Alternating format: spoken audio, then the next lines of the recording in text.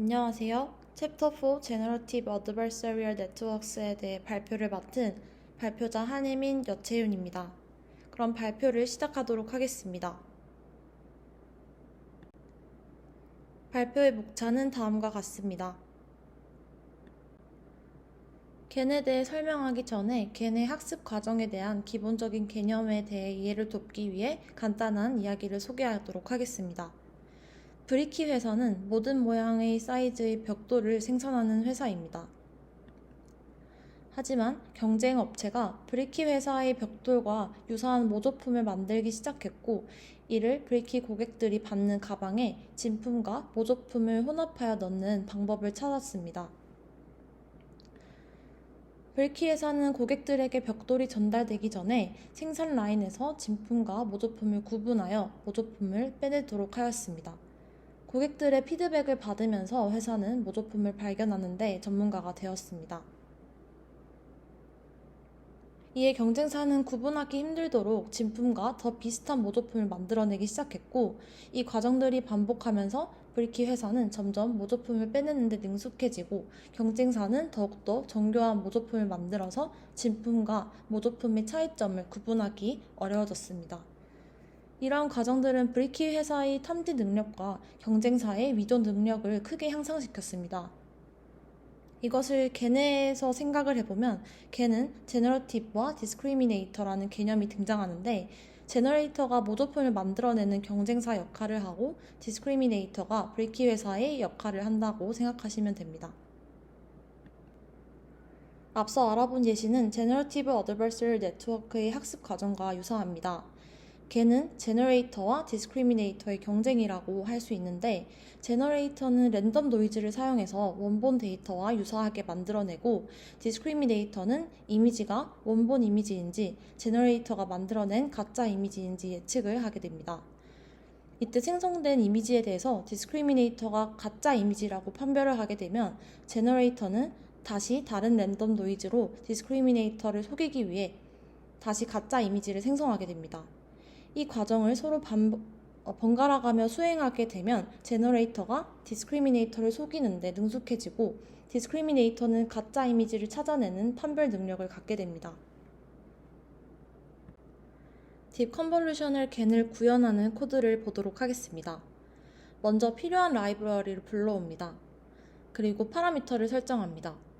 생성할 이미지 사이즈는 64by 64이고 입력 이미지의 채널 수는 흑백 이미지이므로 1로 설정을 해줍니다.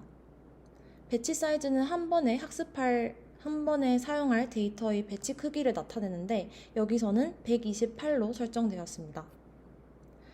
G디멘션은 생성자의 입력으로 사용되는 레이턴스 스페이스의 차원수를 나타내며 100으로 설정되었습니다. 그리고 에포크는 300으로 설정하고, 아담 베타1, 아담 베타2는 아담 옵티마이저의 파라미터인 베타1과 베타2를 나타내는데, 여기서는 각각 0.5, 0.999로 설정됩니다. 그리고 러닝 레이트를 설정하고, 제너레이터의 입력으로 주어지는 노이즈의 크기인 노이즈 파라미터는 0.1로 설정하였습니다. 다음 데이터 로드와 전처리 과정입니다. 로드할 이미지는 흑백 이미지이므로 컬러 모드를 그레이스케일로 설정하고 이미지 크기를 이미지 사이즈로 설정하였습니다. 또한 배치 사이즈만큼의 배치로 데이터를 로드하고 셔플 옵션으로 데이터를 섞어줍니다. array 프리프로세스 함수는 입력 이미지를 전처리하는 함수인데, 입력 이미지를 플로트 타입으로 변환하고 픽셀 값의 범위를 -1에서 1로 정교화합니다. 이러한 과정은 겐의 제너레이터에서 아웃풋 레이어에 하이퍼볼릭 탄젠트 활성화 함수를 사용하기 때문에 이 값을 맞추어 주기 위해 필요한 전처리 단계입니다. 그리고 트레인 데이터 맵을 사용해서 로드된 데이터에 프리프로세스 함수를 적용해서 전처리된 데이터를 생성하고, 이렇게 생성된 트레인 데이터는 모델의 학습에 사용될 데이터의 형태를 갖게 됩니다. 다음은 DC겐의 디스크리미네이터 모델의 구조에 대해서 설명을 하도록 하겠습니다. 디스크리미네이터의 입력으로 들어갈 이미지를 먼저 정의하게 되는데, 이때 이미지 사이즈인 64와 채널 1을 사용해서 모델의 입력값의 쉐입을 설정하게 됩니다. 그리고 64개의 필터를 가진 2D 컨볼루션 레이어를 정의합니다.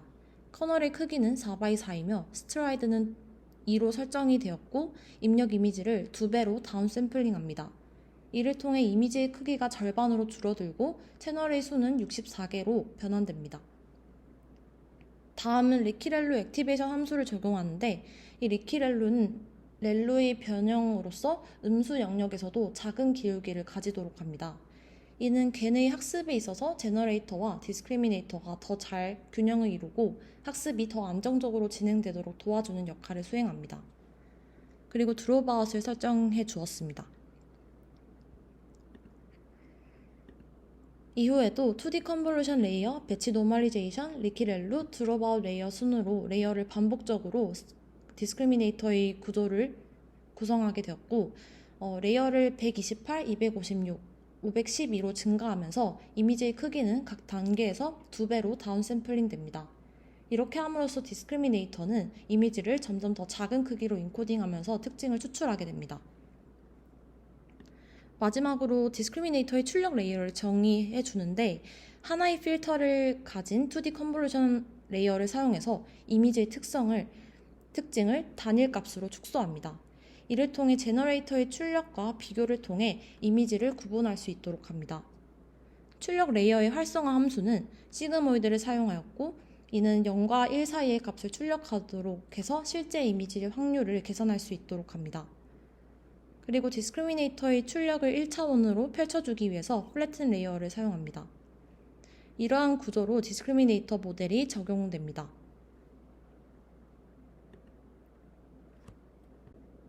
다음은 디시겐의 제너레이터 부분을 구현한 것입니다. 제너레이터의 입력으로 들어갈 레이턴스 스페이스 벡터를 정의하는데 여기서 G 디멘션 차원의 랜덤한 노이즈로 구성이 되며 이 노이즈를 기반으로 제너레이터는 이미지를 생성하게 됩니다.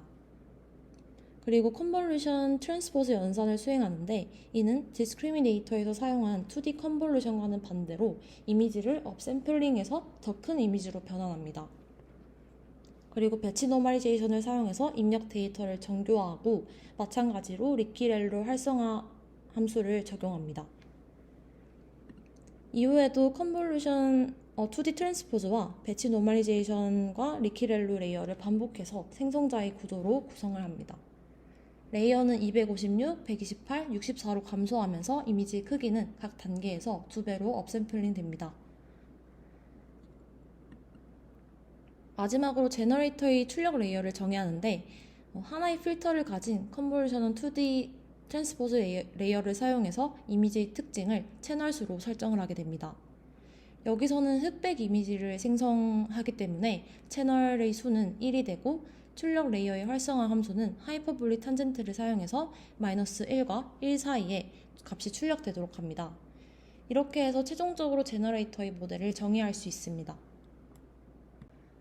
디스크리미네이터와 제너레이터의 학습 과정에 대해 살펴보도록 하겠습니다. 디스크리미네이터를 학습하기 위해서는 실제 이미지와 제너레이터로부터 생성된 가짜 이미지를 포함한 트레이닝 셋을 만들어줍니다. 가짜 이미지를 0, 실제 이미지를 1로 라벨링해주고 디스크리미네이터는 트레이닝 셋에 있는 이미지들에 대해서 실제 이미지인지 예측 값을 계산하게 되는데 이때 로스 펑션은 바이너리 크로스 엔트로피를 사용합니다. 제너레이터를 학습하는 방법은 아래의 그림과 같습니다. 페이크 이미지가 진짜 이미지와 비슷한지 점수를 매기는데 이 역할을 해주는 것은 디스크리미네이터인데 이것은 랜덤 노이즈로부터 제너레이터가 이미지를 생성하고 디스크리미네이터를 통해 각 이미지에 대한 점수를 얻습니다. 그래서 생성된 이미지를 디스크리미네이터가 잘 구분해내는지 확인을 하게 되고 계속해서 생성된 이미지를 원본 이미지로 착각하게 만들도록 학습을 하게 됩니다. 따라서 두 모델은 한 번씩 번갈아 가면서 서로 학습시키는 적대적인 학습을 수행하게 됩니다. 디시겐에 대한 코드 실습을 해보도록 하겠습니다. 먼저 위의 코드는 디시겐 모델을 구현하는 클래스를 정의한 것입니다. 앞서 정의했던 디스크리미네이터와 제너레이터 모델을 포함하고 있으며 컴파일 함수를 통해 손실 함수인 바이너리 크로스 엔트로피와 디스크리미네이터와 제너레이터의 옵티마이저를 설정하고 매트릭을 설정합니다. 그리고 아래의 매트릭 함수를 만들어서 각 네트워크의 정확도와 로스 값을 반환하고 기록할 수 있도록 합니다. 다음은 디시겐 모델의 학습 단계 트레인 스텝 코드를 보도록 하겠습니다. 먼저 실제 이미지의 배치 크기를 구하고 제너레이터의 입력으로 사용될 노이즈인 랜덤 레이턴스 벡터를 생성합니다. 이를 이용해서 가짜 이미지를 생성하게 됩니다. 다음은 그레디언트 테이블을 사용하는데 이 안에서의 연산은 자동 미분을 통해 그레디언트를 자동으로 계산할 수 있도록 합니다. 랜덤 레이턴스 벡터를 이용해서 제너레이터가 새로운 이미지를 생성하고 디스크리미네이터가 실제 이미지와 가짜 이미지에 대해 실제 이미지인지 예측을 해서 리얼 프리딕션과 페이크 프리딕션에 대한 점수를 구합니다. 실제 이미지에 대한 레이블은 1로 정하고 가짜 이미지에 대한 레이블은 0으로 설정합니다. 그리고 레이블에 노이즈를 추가해서 디스크리미네이터의 학습을 더 어렵게 만들어 학습의 안정성을 높이게 됩니다. 디스크리미네이터와 제너레이터의 손실을 구하고 각 네트워크의 그레디언트를 구해 업데이트합니다. 마지막으로 매트릭을 업데이트하고 업데이트된 매트릭을 반환합니다. 이는 모델 학습 과정에서 손실과 정확도를 모니터링하는 데 사용됩니다. 다음은 디시겐의 학습 결과입니다. 데이터셋은 브릭 데이터를 사용하였고 특정 에폭에서 제너레이터가 생성한 이미지를 나타낸 그림입니다. 에폭이 늘어날수록 브릭 이미지가 더 선명해지고 점점 입체적인 모습을 갖추며 실제 이미지와 유사해지는 것을 확인할 수 있고 이것은 제너레이터가 학습을 잘 하고 있다는 것으로 확인할 수 있습니다. 이렇게 겐의 학습 과정에 대해 알아보았습니다. 하지만 겐은 학습 과정에서 발생할 수 있는 문제점이 있는데 이에 대해 설명드리도록 하겠습니다. 먼저 디스크리미네이터에서 발생할 수 있는 문제점입니다. 앞에서 언급했듯이 겐은 디스크리미네이터와 제너레이터가 번갈아 가면서 두 네트워크가 서로 대립하며 학습하는 모델입니다. 제너레이터는 실제와 유사한 데이터를 생성하도록 학습하고 디스크리미네이터는 생성된 데이터와 실제 데이터를 구분할 수 있도록 학습합니다. 하지만 학습 초기에는 위의 사진처럼 제너레이터가 랜덤하게 생성한 데이터가 대부분의 가짜 데이터이기 때문에 디스크리미네이터는 상대적으로 이를 더 쉽게 가짜 이미지라고 구분할 수 있게 됩니다. 계속해서 디스크리미네이터가 이미지를 완벽하게 실제와 가짜로 잘 구별하게 되면 제너레이터가 생성한 가짜 이미지의 그레디언트가 사라져서 제너레이터의 학습이 불안정해지는 그레디언트 베니싱 문제가 발생하게 됩니다. 여기서 그레디언트 베니싱은 제너레이터가 어떠한 변경을 가해도 디스크리미네이터의 판별에 큰 변화를 주지 못하는 상태를 말합니다. 이러한 문제를 해결하기 위해서는 디스크리미네이터와 제너레이터의 균형을 조정해 주어야 합니다. 이를 위해서는 디스크리미네이터의 네트워크 안에 있는 정보의 양을 제한하기 위해 드롭아웃 레이어의 파라미터 조절을 통해 오버피팅을 줄이고 일반화 성능을 향상시킬 수 있습니다. 또한 디스크리미네이터의 러닝 레이트를 제한하고 컨볼루셔널 필터 개수를 줄여서 학습을 더 안정화하고 수렴을 할 수 있도록 조절할 수 있습니다. 마지막으로 디스크리미네이터를 학습할 때 레이블에 노이즈를 추가해서 작은 변화에 덜 민감할 수 있도록 해주고 몇몇의 이미지 레이블 중에서 레이블이 0인 것은 레이블을 1로 해주고 레이블이 1인 것은 레이블을 0으로 설정해서 제너레이터와 디스크리미네이터 간의 균형을 조정하고 불안정한 학습을 방지할 수 있는 방법이 있습니다. 다음은 제너레이터에 대한 문제점입니다. 디스크리미네이터를 속이는 능력만이 강해질 때 발생할 수 있는 문제점이 있습니다. 만약 디스크리미네이터가 가짜 이미지와 실제 이미지의 구분을 잘 하지 못한다면 제너레이터는 동일한 이미지를 소량으로 계속 생성해서 디스크리미네이터를 쉽게 속일 수 있습니다. 이러한 문제를 모드 콜랩스라고 하는데 이는 랜덤 노이즈를 입력으로 받는 제너레이터가 디스크리미네이터를 속이기 위해서 노이즈를 변환하게 되는데 이때 변환된 데이터의 라벨 분포가 특정한 숫자에 혹은 특정한 라벨에 치우칠 때 발생하게 됩니다. 이것은 위의 사진과 같이 제너레이터가 계속해서 유사한 이미지를 생성하고 디스크리미네이터를 계속해서 속일 수 있는 이미지를 생성하게 되는데 이미지 다양성이 부족해질 수 있기 때문에 그레디언트가 0으로 수렴하게 되어서 학습이 진행되지 않게 됩니다. 이러한 문제를 해결하기 위해서는 디스크리미네이터를 강화해야 합니다. 그러기 위해서는 디스크리미네이터의 드롭아웃 레이어의 파라미터를 감소시킬 수 있습니다. 이를 감소시키면 더 많은 정보가 디스크리미네이터를 통과하게 되어서 더 많은 정보를 얻고 이를 활용해 이미지를 구분하는 능력이 강화될 수 있습니다. 또한 디스크리미네이터의 러닝레이스를 키울 수 있는데 이는 학습을 더 빠르게 해서 제너레이터와의 균형을 유지할 수 있도록 합니다.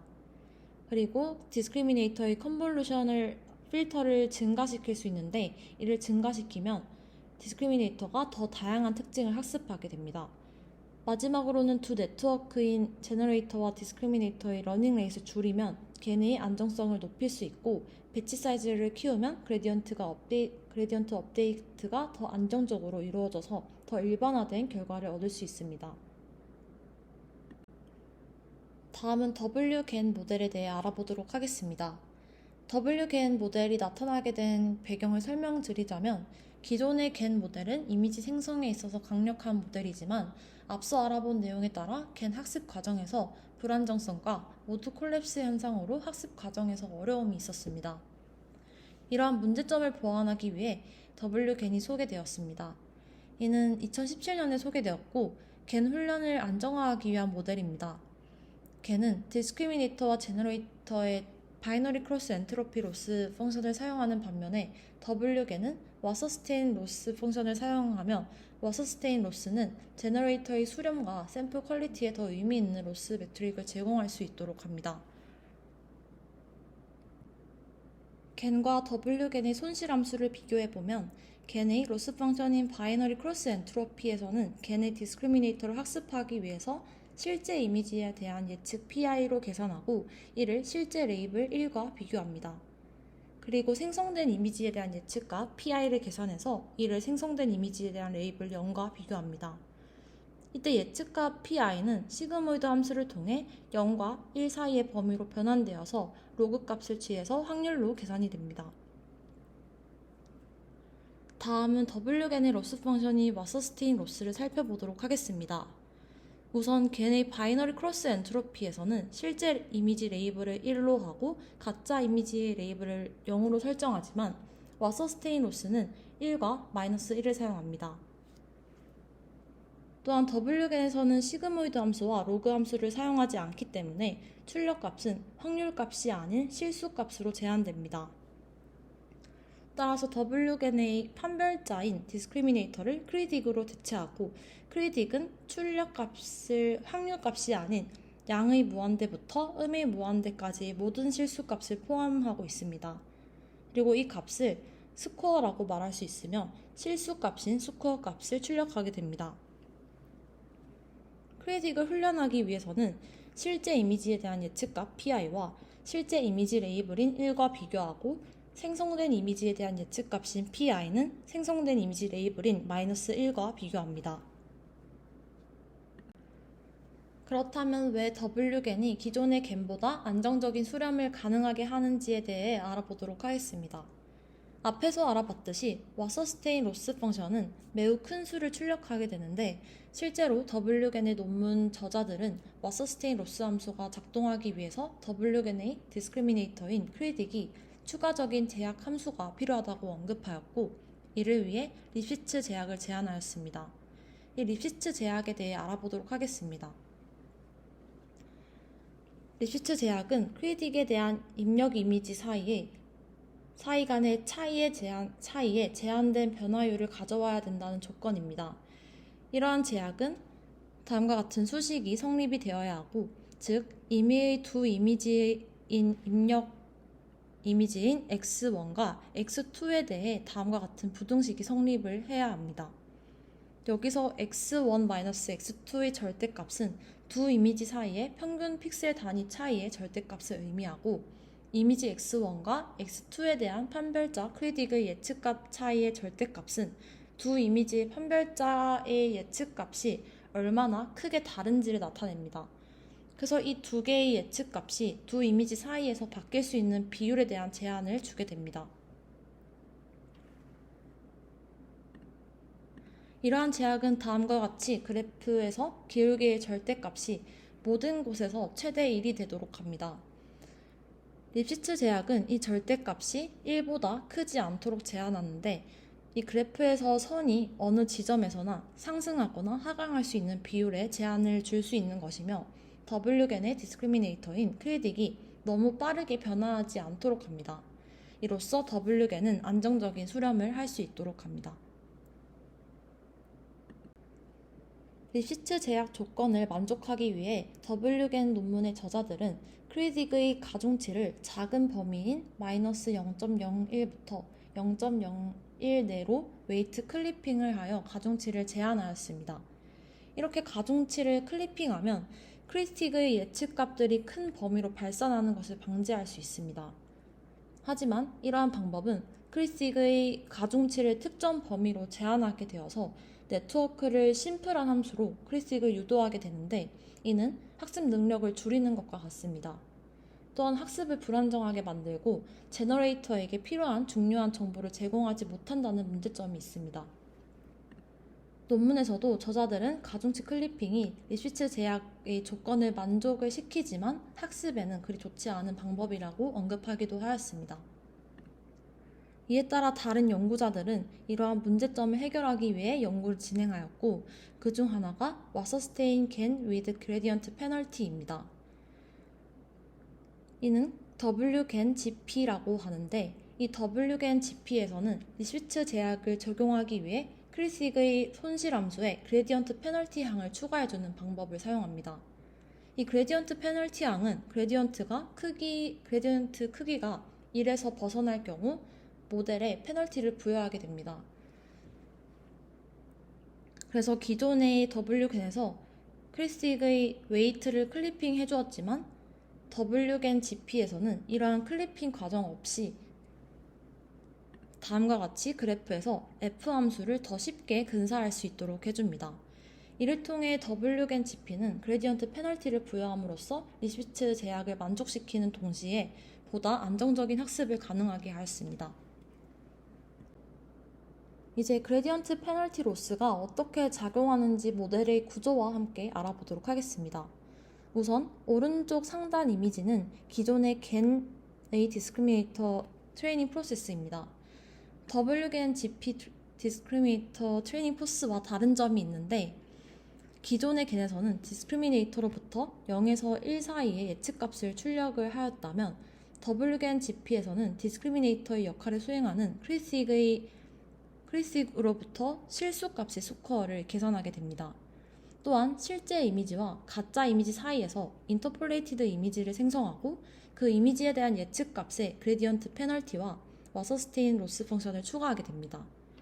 이전에 설명드렸던 그레디언트 페널티는 립시츠 제약에서 크리틱의 그레디언트가 1 이하인 값을 가지도록 제한하는 것이라고 설명을 드렸는데 모든 학습 과정에서 그레디언트를 계산하기는 어려울 수 있습니다.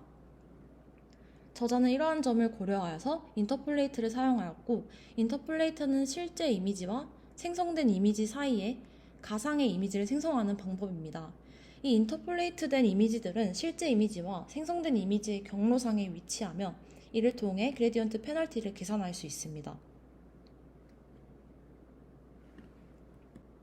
이제 그레디언트 페널티가 계산되는 코드를 보도록 하겠습니다. 그레디언트 페널티 함수에는 앞에서 설명드린 인터폴레이티드 값을 구하는 과정이 포함되어 있는데 먼저 함수의 입력으로서는 배치 사이즈, 리얼 이미지, 페이크 이미지가 있습니다. 여기서 알파 값을 설정을 해주는데 이 알파 값은 제너레이터가 생성한 생성 이미지와 실제 이미지 사이에 가상의 이미지, 즉 인터폴레이티드 이미지를 만들어주기 위해서 0과 1 사이에 랜덤한 값을 가지는 알파 벡터 값을 설정해 줍니다.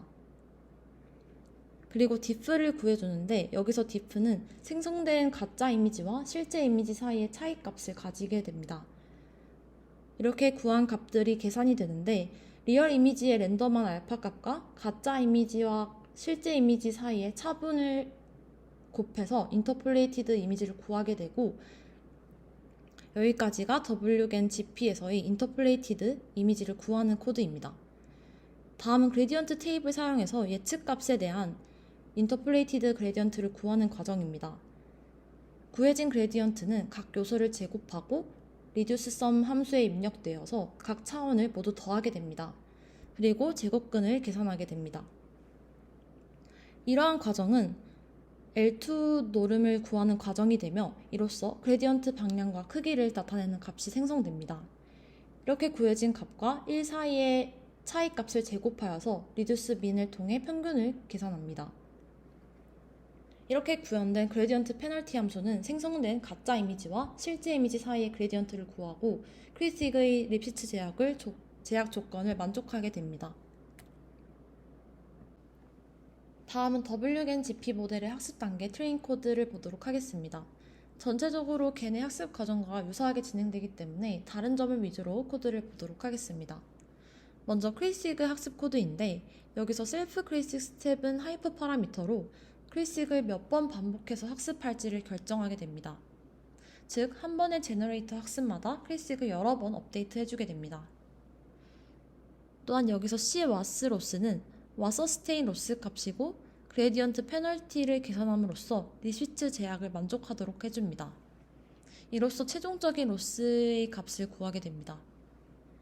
제너레이터 또한 가중치를 업데이트하면서 실제와 유사한 가짜 이미지를 생성할 수 있도록 학습을 진행하고 아래의 코드는 트레이닝 과정이 수행되면 학습 단계에서 얻은 값인 매트릭 값을 업데이트하게 되어서 학습의 코드가 다음과 같이 구성이 됩니다.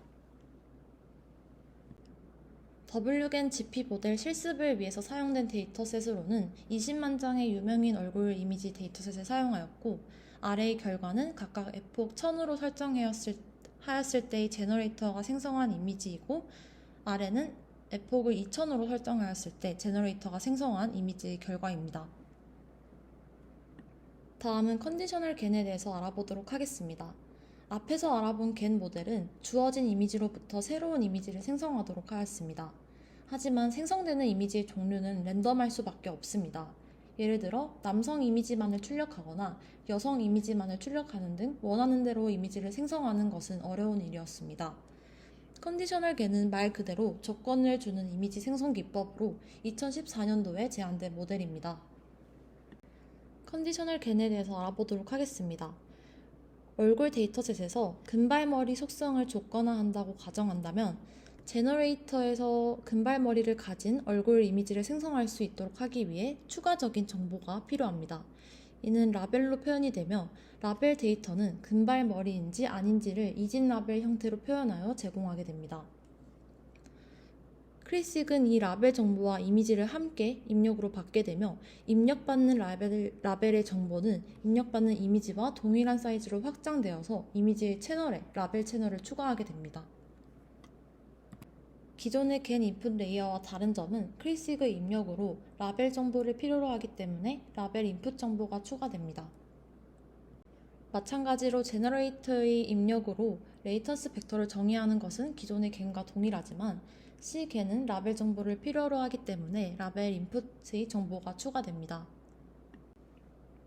다음은 C겐의 트레인 스텝 코드입니다. 내용이 길기 때문에 나누어서 살펴보도록 하겠습니다. 먼저 코드 상단은 데이터 준비 단계라고 볼 수 있고 여기서 데이터는 학습에 사용될 데이터이며 실제 이미지와 라벨 정보를 포함합니다. 다음으로 원합 라벨을 이미지와 같은 형태로 확장해주고 새로운 축에 이미지의 세로 차원과 가로 차원과 같은 크기로 라벨 정보를 반복하여서 확장합니다. 다음은 트레인 스텝 함수 내에서 크리식의 학습 코드입니다.